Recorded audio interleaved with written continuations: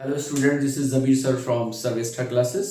एक बार फिर से आपका अपने ही यूट्यूब चैनल सर्विस्टा क्लासेस में स्वागत है। और हमारा सेशन चल रहा है प्रोनाउन का। और प्रोनाउन के काफी पार्ट्स पे हम लोग डिस्कस कर चुके हैं, जैसे कि personal pronoun, reflexive pronoun, एम्फैटिक pronoun, reciprocal pronoun. और हमारा जो नेक्स्ट पार्ट है वो इंडेफिनिट प्रोनाउन है। प्रोनाउन का अगला जो हमारा पार्ट है वो इंडेफिनिट प्रोनाउन है। इंडेफिनिट प्रोनाउन को हम हिंदी में क्या कहते हैं? इंडेफिनिट प्रोनाउन को हम हिंदी में कहते हैं अनिश्चयवाचक। सॉरी, हिंदी में बोलते हैं अनिश्चयवाचक सर्वनाम। सर्वनाम ये बाइलिंगुअल थोड़ा इस वजह से आपको बता देते हैं, क्योंकि जब आप हिंदी लैंग्वेज करेंगे, क्योंकि एग्जाम्स में आपके हिंदी लैंग्वेज भी आती है, तो उससे आपको जब कंपेयर करके पढ़ेंगे तो आपको डाउट्स बहुत ना के बराबर होंगे। क्योंकि जहां पर हिंदी में कुछ मिसिंग होगा आप इंग्लिश से ले लेंगे, इंग्लिश में कुछ मिसिंग होगा आप हिंदी से ले लेंगे। तो इसलिए बाइलिंगुअल अगर आप समझते हुए चल रहे हैं तो आपको दोनों लैंग्वेज में, हिंदी लैंग्वेज और इंग्लिश लैंग्वेज दोनों में आपको काफी हेल्पफुल यूज होगा। तो इंडेफिनिट प्रोनाउन अनिश्चयवाचक उस प्रोनाउन को कहते हैं कि जो सेंटेंस में, वाक्य में किसी निश्चित वस्तु या व्यक्ति के बारे में कोई शो नहीं करते हैं किसी चीज को, ये इसीलिए अनिश्चयवाचक सर्वनाम कहलाते हैं। ये अनिश्चयवाचक सर्वनाम इंडेफिनिट प्रोनाउन होते क्या है? कौन से प्रोनाउन ऐसे हैं जिनको हम इंग्लिश में इंडेफिनिट प्रोनाउन कहते हैं? तो हम आपके सामने कुछ वो प्रोनाउंस लिख रहे हैं जिनको इंडेफिनिट प्रोनाउंस कहते हैं। कभी कभी फाइंड आउट करने के लिए भी आ जाता है कि इंडेफिनिट प्रोनाउंस कौन से होते हैं। ठीक है, तो आपको ये लर्न करना होगा। जैसे एक प्रोनाउन है, आप अक्सर देखते होंगे सेंटेंसेस में, सम। ये कैसा प्रोनाउन है? इंडेफिनिट प्रोनाउन है। उसके बाद वन, ये very most important, very most important, इस पे मैं डबल टिक कर रहा हूं। ये एग्जाम्स में बहुत पूछा जाता है, वन से रिलेटेड सेंटेंस बहुत आता है। तो सम हो गया, वन हो गया, समवन, सम वन। अगला है आपका ऑल और a few, a few, ये भी आपका इंडेफिनिट प्रोनाउन में आता है। उसके बाद आएगा आपका अदर्स। क्या आएगा? अदर्स आएगा। अदर्स के बाद आपका आएगा no one, sorry, no one. No one आ गया। नो वन के बाद आएगा नोबडी, नोबडी। नोबडी आ गया तो एनीबडी को भी ले ले, एनी बडी, एनीबडी। अब ये आपके इंडेफिनिट प्रोनाउंस है। कैसे प्रोनाउन? Indefinite pronouns. इन प्रोनाउंस को आप रट लीजिए, some one, someone, all, a few, others, no one, nobody, anybody. ठीक है, इस पे मैंने आपको डबल टिक किया है वन पे, ये बहुत इंपॉर्टेंट है। इससे रिलेटेड अक्सर क्वेश्चन आता है। ये सब्जेक्ट की तरह भी यूज होता है और प्रोनाउन एज प्रोनाउन तो है ही ये, और ये सेंटेंस में सब्जेक्ट और ऑब्जेक्ट दोनों की तरह यूज होता है वन। इससे रिलेटेड मैं सेंटेंस लेता हूं। एग्जाम्स में अक्सर ये सेंटेंस आता है, one should do his duty. अब इसको क्या करना है? आपको करेक्ट करना है। क्या करना है? करेक्ट करना है।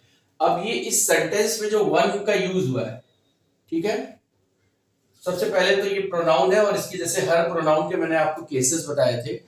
सब्जेक्टिव केस, जिसको कि नॉमिनेटिव केस भी कहते हैं, पॉजिटिव केस और ऑब्जेक्टिव केस। तो हर प्रोनाउन के 3 केसेस हमने आपको बताए थे, सब्जेक्टिव, पॉजिटिव और ऑब्जेक्टिव केस। तो उसी तरीके से जो ये वन प्रोनाउन है इसका भी सब्जेक्ट, पॉजेसिव और ऑब्जेक्ट होता है। क्या होता है? जो नॉमिनेटिव केस इसका होगा वन का वो होगा वन, और पॉजेसिव केस जो होगा, पॉजेसिव केस वो होगा वन एपोस्ट्रोफी एस, वंस, और जो ऑब्जेक्ट होगा इसका वो होगा वन। वन वंस वन होता है, वन वंस वन। जैसे आपको यू बताया था मैंने, यू, योर और यू, ठीक है, और यहां पे योर्स भी होता है, योर्स भी होता है, ठीक है। अब देखिए इधर ध्यान दीजिए, one should do his duty. अब ये सेंटेंस इसको करेक्ट करना है। क्या करना है? करेक्ट करना है। ये सेंटेंस इनकरेक्ट है, ठीक है, तो करेक्ट करना है। तो अब ये वन का पार्ट ऑफ स्पीच क्या है?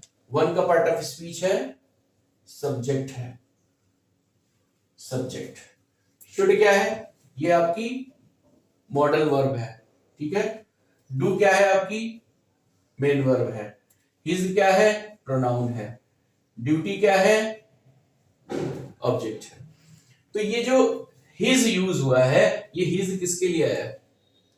ये हिज पहली चीज तो है क्या?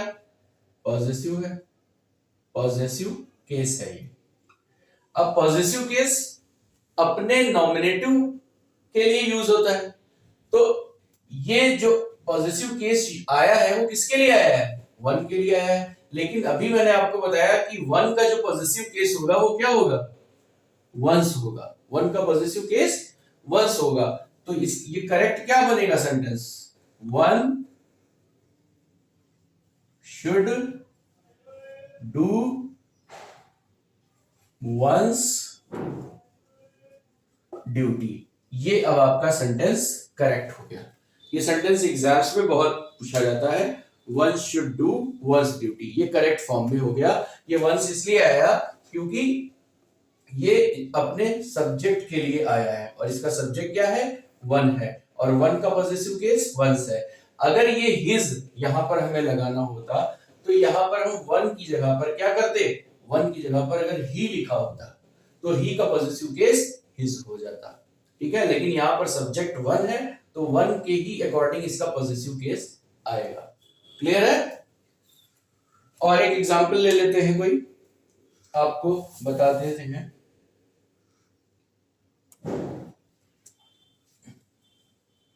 सम का ले लें। सम हैव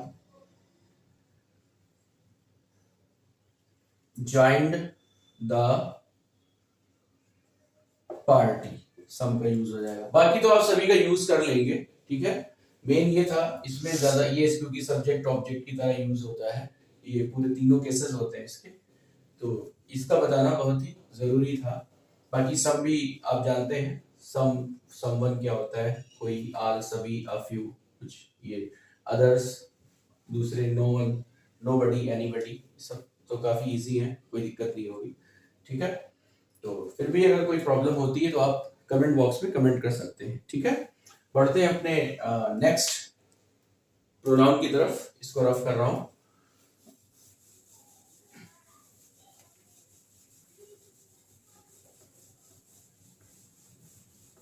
तो स्टूडेंट्स, हम लोग बढ़ चुके हैं अपने प्रोनाउन के अगले पार्ट की तरफ। 7 नंबर पे हमारा आता है इंट्रोगेटिव प्रोनाउन। इंट्रोगेटिव प्रोनाउन को हिंदी में क्या कहते हैं आपको सभी को पता होगा। इंट्रोगेटिव है तो प्रश्नवाचक भी होगा। इंट्रोगेटिव प्रोनाउन मींस प्रश्नवाचक सर्वनाम। तो प्रश्नवाचक सर्वनाम का क्या काम है? Interrogative pronoun is used for making queries and asking questions.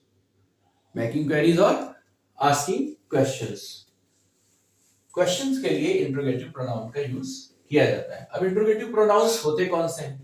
देखिए, हु इंट्रोगेटिव प्रोनाउन है, हुज इंट्रोगेटिव प्रोनाउन है, whom इंट्रोगेटिव प्रोनाउन है, which इंट्रोगेटिव प्रोनाउन है, that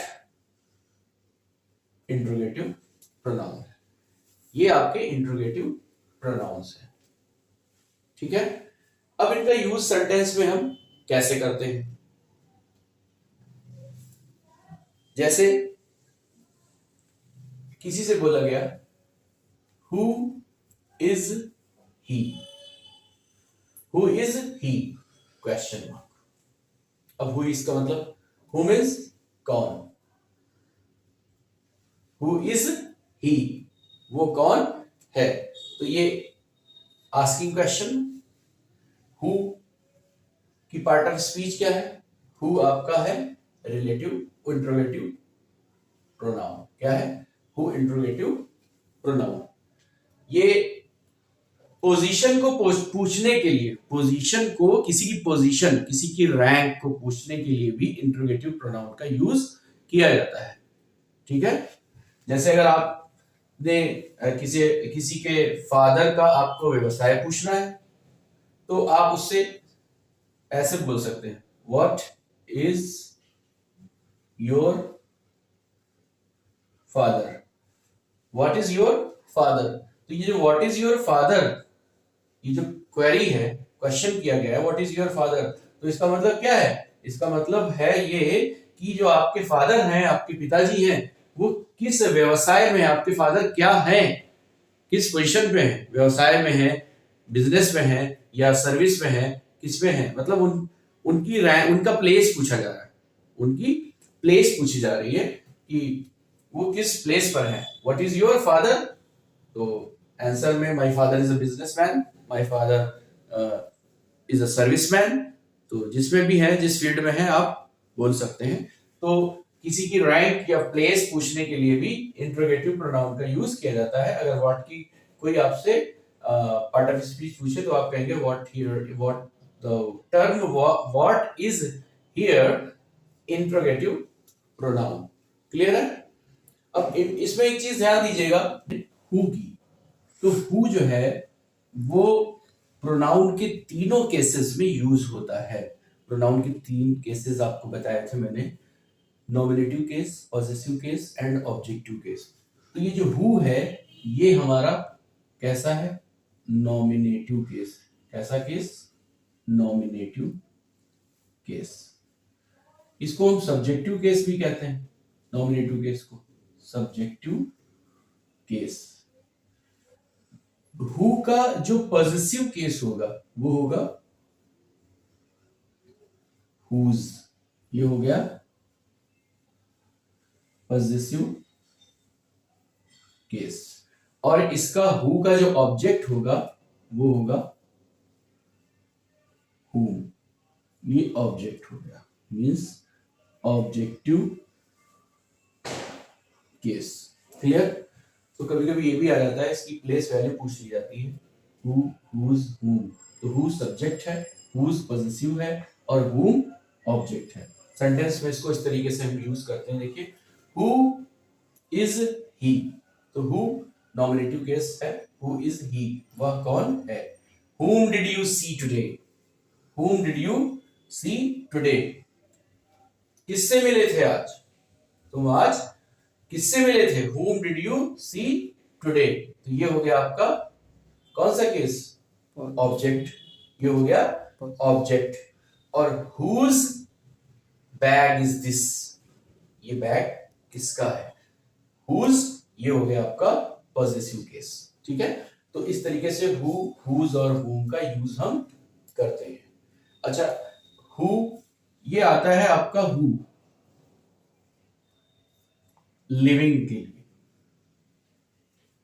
अगर पर्सन के लिए हु यूज करना है, मतलब पर्सन के लिए यूज करना है किसी, तो हु यूज करेंगे। और अगर नॉन लिविंग के लिए यूज करना है, नॉन लिविंग, तो हम हु की जगह पर विच यूज करेंगे। ठीक है, तो नॉन लिविंग के लिए विच आएगा और लिविंग के लिए हु आएगा। ठीक है, अब एक चीज ध्यान दीजिए, एक प्रोनाउन हमने इसमें दैट भी लिखा है, तो दैट और हु में क्या डिफरेंस है? दैट और हु में क्या डिफरेंस है? देखिए, जहां पर चीजें क्लियर नहीं होती, कि लिविंग है या नॉन लिविंग है, वहां पर हम दैट का यूज करते हैं मोस्टली। और आजकल मॉडर्न इंग्लिश में दैट का यूज ज्यादा हो रहा है।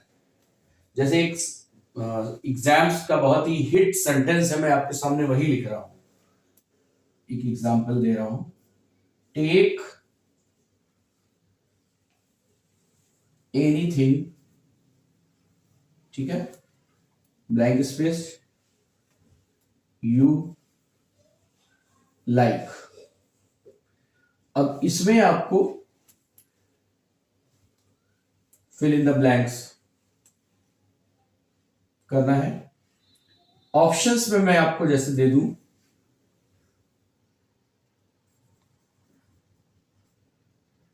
विच,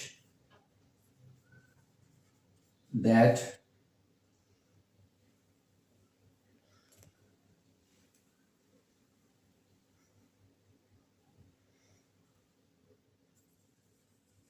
who, none of these, none of these। अब इसमें से आपको एक चीज फिल करनी है। कह रहा है टेक एनीथिंग, ले लो कुछ भी, यू लाइक, जो तुम पसंद करते हो। यहां पे जो की इंग्लिश फिल करनी है, विच करें, दैट करें, हु करें, क्या करें। देखिए एग्जाम्स में लिखकर आएगा यहां पर विच, जो कि इनकरेक्ट है, विच नहीं होगा, क्योंकि हमें पता ही नहीं है ये जो टेक एनीथिंग की बात हो रही है, ये टेक एनीथिंग है क्या, लिविंग है, नॉन लिविंग है, क्या है, सस्पेंस है, डाउट है, श्योर नहीं है कि यहां पर किस चीज को लेने की बात करी जा रही है। तो जहां पर ये सस्पेंशन होगा, डाउट होगा, वहां पर आप दैट का यूज करेंगे। ये बहुत इंपॉर्टेंट सेंटेंस है। Take anything that you like, यहां पर विच नहीं होगा, ठीक है, दैट होगा। Take anything that you like, इसको याद रखिए, क्योंकि दैट जो है वो लिविंग और नॉन लिविंग दोनों के लिए हम यूज कर सकते हैं। ओके, तो बस इतना ही है इंट्रोगेटिव प्रोनाउन, और इसमें कुछ भी नहीं है, ठीक है। तो आशा करता हूं कि आपको इंट्रोगेटिव प्रोनाउन भी समझ में आ गया होगा। अब अगले पार्ट की तरफ बढ़ते हैं प्रोनाउन के, इसको रफ कर रहा हूं।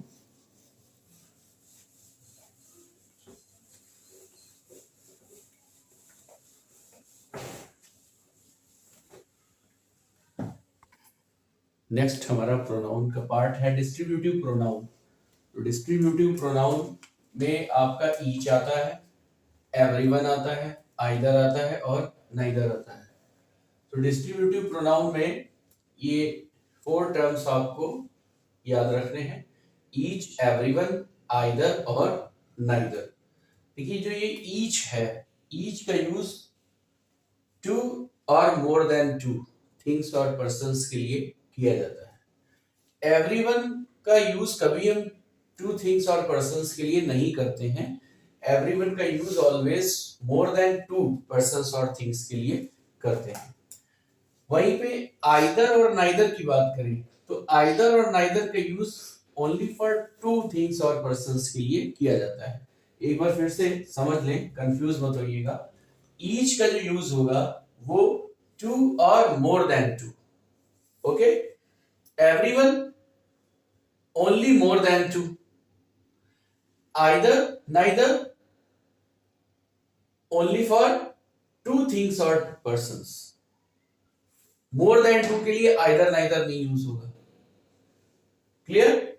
एग्जांपल से देखें, each of the students, each of the students gets a prize.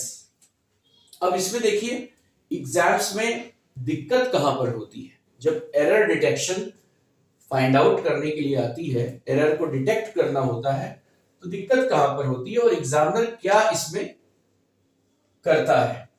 लिखा होगा ईच ऑफ द स्टूडेंट्स और यहां पर गेट कर देगा। आप कहेंगे ग्रामेटिकली तो सही है, students present indefinite plural subject है, स्टूडेंट्स लिखा हुआ है और वर्ब की फर्स्ट फॉर्म आई, ठीक। लेकिन ये जो ईच शो करता है ये ईच ऑफ द स्टूडेंट्स। तो इसका मतलब ये बात कितनों की हो रही है, सिंगल की बात हो रही है, कितनी की, सिंगल की बात हो रही है। तो जब सिंगल की बात हो रही है तो ये स्टूडेंट सब्जेक्ट नहीं है, सब्जेक्ट यहां पर ईच है, दो में से, स्टूडेंट्स में से प्रत्येक, प्रत्येक की बात हो रही है। तो जब प्रत्येक की बात हो रही है तो प्रत्येक सिंगुलर हुआ कि प्लूरल हुआ, तो इसलिए यहां पर गेट्स होगा, गेट नहीं होगा। अब उसी तरीके से देखिए, ईच गॉट हिज टर्न। अब ईच, अब यहां पर क्या करेगा, अब यहां पर तो वर्ब गॉट लिखी है, गॉट क्या है, V2 है, वर्ब की second form, get got, gotten, तो ये सेकंड फॉर्म है, तो वर्ब में तो कोई प्रॉब्लम है नहीं। अब यहां प्रॉब्लम क्या करेगा, यहां प्रोनाउन में प्रॉब्लम कर देगा, यहां पर हिज की जगह पर क्या कर देगा, हिज की जगह पर देयर कर सकता है, THEIR, देयर कर सकता है, तो देयर नहीं होगा, हिज ही होगा, क्योंकि his third person singular masculine gender pronoun है, इसलिए यहां पर हिज का यूज होगा। मैंने आपको बताया था जब आपको पर्सनल प्रोनाउन पढ़ा रहा था, तो उसमें बताया था कि जब हमें प्रोनाउन क्लियर नहीं होता है और हमें प्रोनाउन का यूज करना होता है, तो हम third person masculine gender singular pronoun consider करते हैं वहां पर, इसलिए यहां पर हिज टर्न होगा। नेक्स्ट देखिए, either of the two will win the race. अब आइदर और नाइदर का यूज मैंने बताया आपको सिर्फ दो पर्संस के लिए होगा, दो पर्सन या टू पर्संस और टू थिंग्स के लिए ही आइदर नाइदर यूज होगा। तो आइदर ऑफ द टू, यहां पर टू लिख गया है, ठीक है, तो आइदर ऑफ द टू, यहां पर हम ये नहीं कर सकते हैं कि everyone of the to, everyone of the to exam में लिखकर आएगा एवरीवन ऑफ द टू, तो एवरीवन की जगह आइदर ऑफ द टू आपको करना होगा। तो either of the two will win the race. फिर देखिए, neither of those two students, यहां पर भी टू स्टूडेंट्स की बात है और नाइदर यूज हुआ है, तो इसका मतलब ये भी करेक्ट हमारा सेंटेंस है, ये भी करेक्ट है, ये भी करेक्ट है, ठीक है, और ये भी करेक्ट है। अब देखिए एवरीवन, तो एवरीवन मैंने बताया आपको, एवरीवन का यूज जो है always more than two, more than two persons या थिंग्स के लिए किया जाएगा। तो एवरीवन ऑफ द स्टूडेंट्स, लेकिन जब यूज यहां पर जो वर्ब आएगी वो सिंगुलर ही आएगी, क्या आएगी, सिंगुलर। तो जब भी कहीं एवरीवन देखें, ईच देखें, आइदर देखें, नाइदर देखें, ठीक है, सिर्फ आइदर नाइदर की बात हो रही, आइदर और नाइदर नॉर की बात नहीं हो रही, ओनली फॉर आइदर और नाइदर की बात हो रही। आइदर और नाइदर नॉर का कॉन्सेप्ट अलग है, वो कॉन्सेप्ट मैं आगे आपको बताऊंगा, ठीक है। तो everyone of the students was happy. अब यहां पर एग्जामिनर क्या कर देगा, वाज की जगह वर कर देगा, तो आपको वर कंफ्यूज नहीं होना है, यहां पे सिंगुलर वर्ब भी यूज करनी है, everyone of the students was happy. Clear, इसको रफ करते हैं, बढ़ते हैं अपने अगले पार्ट की तरफ प्रोनाउन के, जो कि 8 पार्ट्स कंप्लीट हो चुके हैं आपके। नेक्स्ट हमारा जो प्रोनाउन का पार्ट है वो है रिलेटिव प्रोनाउन, और इसका नंबर है 9, रिलेटिव प्रोनाउन। तो रिलेटिव प्रोनाउन कौन होते हैं, अभी आपने इससे पहले पढ़ा था इंट्रोगेटिव प्रोनाउन। तो इंट्रोगेटिव प्रोनाउन में आपने पढ़ा था हु और which और whose, that, ये सब आपने पढ़े थे रिलेटिव उसमें, इंट्रोगेटिव प्रोनाउंस में। what etcetera. तो इनका यूज जब हम सेंटेंस को जोड़ने के लिए बीच में करते हैं, तो ये हमारे जो प्रोनाउन है ये रिलेटिव प्रोनाउन बन जाते हैं, फिर ये इंट्रोगेटिव प्रोनाउन नहीं कहलाते। एग्जाम्पल के तौर पे देखिए, सेंटेंस मैंने लिखा हुआ है I know the Sarla, I know Sarla, मैं सरला को जानता हूं। Who has just gone out, who has just gone out, जो बिल्कुल अभी अभी गई है, मैं सरला को जानता हूं जो बिल्कुल अभी अभी गई है। अब यहां पर हु जो ये आया हुआ है, ये हु, इस हु का मीनिंग निकलता है जो, क्या निकलता है, जो, और ये हु जो है वो सरला को रिलेट कर रहा है, जो कि उस लड़की से जो अभी अभी गई है। तो ये इसका एंटीसीडेंट कहलाता है। क्या कहलाता है? एंटीसीडेंट कहलाता है। तो ये जो हु है यही आपका रिलेटिव प्रोनाउन है। ओके, दूसरे सेंटेंस में देखते हैं। I have found the bag. I have found the bag, मैंने एक बैग पाया।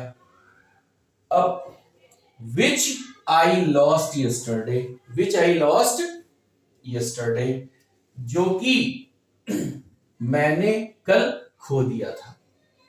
अब देखिए, एक घटना यहां पर, एक इवेंट हुई है, आई लॉस्ट यस्टरडे। क्या लॉस्ट यस्टरडे? बैग की बात हो रही है, ठीक है।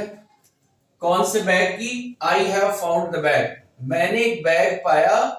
विच, विच मीन्स यहां जो। अब देखिए, यहां हु आया है, यहां विच आया है। यहां पर ही हु क्यों नहीं आया? क्योंकि यहां पर बैग की बात हो रही है। और अभी पिछली मैंने आपको पार्ट में बताया था, जब पढ़ा रहा था, कि विच जो है वो नॉन लिविंग के लिए आता है। किसके लिए?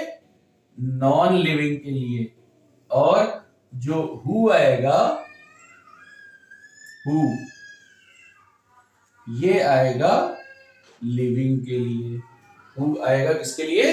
लिविंग के लिए। तो यहां पर बैग है, तो बैग है इसलिए विच आया है। यहां सरला थी इसलिए हु आया है। तो ये जो विच है ये क्या है? ये है रिलेटिव प्रोनाउन। क्लियर है? लास्ट वाला देखिए sentence, this is the magazine. अब यहां मैगजीन आई है, magazine that she gave me. ये वही मैगजीन है, वही पत्रिका है जो कि शी गेव मी, उसने मुझे दी थी। अब मैंने आपको बताया था दैट के बारे में, कि जो दैट है वो लिविंग और नॉन लिविंग, नॉन लिविंग दोनों के लिए यूज होता है। दोनों के लिए, लिविंग और नॉन लिविंग, ठीक है। या फिर कोई ऐसी पोजीशन हो जहां पे हमें कंफर्म ही ना हो, डाउट ही ना हो, मतलब डाउट हो कि यहां पर लिविंग है या नॉन लिविंग है। इसका एग्जांपल मैंने पीछे वाली उसमें पार्ट में दिया है, आपको फिर से दे देता हूं कि टेक एनीथिंग